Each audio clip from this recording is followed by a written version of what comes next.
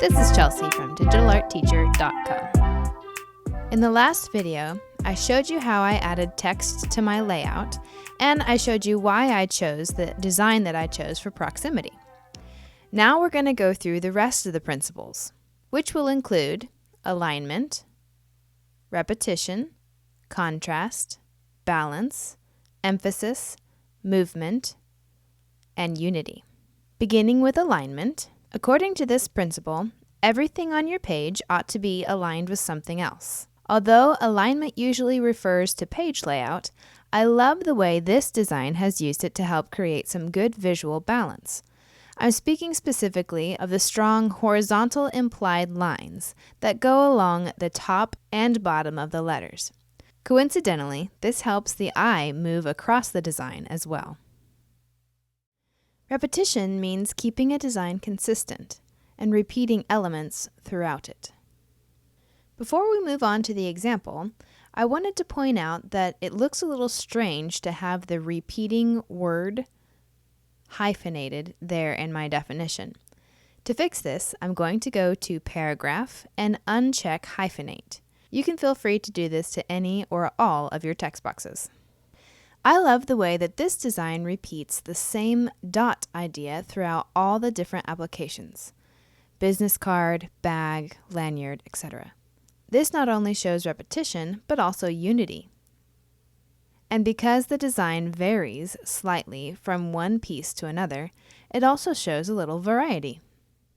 Next up is contrast, which means making at least two elements noticeably different. One of the easiest ways to show contrast is through color, and in this case, yellow and black, with a little white mixed in, work excellently together to show some high contrast. The effect is striking and bold. These little cards visually shout at the viewer to pick them up. Now, balance is making the visual weight in a design equal. Of course, there are two different kinds of balance, so I'm going to go over both of the examples on this page so that I could show you both examples. This first one is symmetrically balanced. I know that because if I draw a line down the middle of it, it will be essentially the same on both sides. Thus, the design has equal visual weight throughout. Now, this second design is asymmetrically balanced. It distributes equal color throughout the design to help it appear balanced. The blue tints shown in the lower right are repeated in the upper left under the word under. Also, the font used for under construction is the same in both places that it is used. The horizontal lines under the words complement the horizontal lines in the image nicely. Emphasis is making one area of a design stand out boldly. The emphasis for this book cover is clearly the word vend. It is indicated by the fact that it is deliberately contrasting from the gray background and the white text that appears in the subtitle. Now, movement is moving the viewer's eye throughout the page. This record cover does an excellent job of moving the viewer's eye across the page. The words "Keep Pushin' 1995" are placed in green squares, making them stand out among the other squares. There are also lines that effectively draw the eye diagonally across the design. The last principle we're going to talk about is unity, which means using elements and principles to make the design work together as a whole. This playful and fun postcard series has excellent unity on each card and throughout all the designs.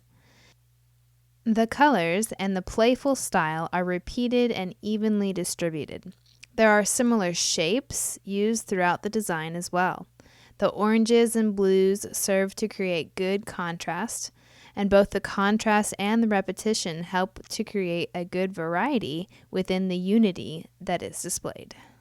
Now, really quickly, to show you what I did after I added all my text, I went in and I right-clicked and did text frame options and aligned my text to the bottom.